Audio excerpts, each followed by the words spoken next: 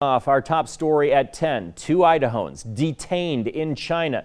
This as tensions between our two countries have arisen in recent months over trade disputes and pro-democracy protests in Hong Kong.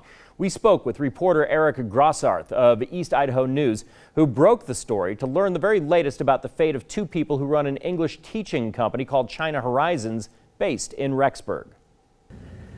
On September 27th and September 29th, Jacob Harlan, the founder, and the director, Alyssa Peterson, who is also a student at BYU, Idaho, were both detained in eastern China, charged with illegally ushering people across borders. But the families of the detainees are calling the charges bogus and baffling and are now seeking legal help.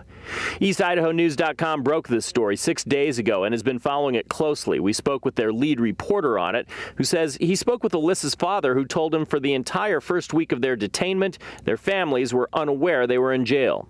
That whole week, they thought everything was fine, but then they're like, we haven't heard from our daughter. So they contacted the State Department, who then contacted the embassy and consulate offices in China, who were able to track down their daughter. China held a news conference this morning. It says they're being lawful in the detaining of the two Idahoans. And they actually publicly said that they had detained both individuals and released them once they posted bail.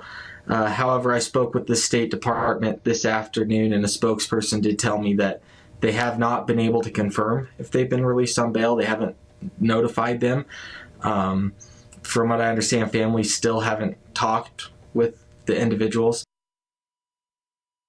The charge of organizing others to illegally cross the border carries a minimum sentence of 2 years with punishment as severe as life imprisonment under certain circumstances. While the charge is generally applied to human traffickers, it has also been used in the past against those accused of conducting missionary work in China.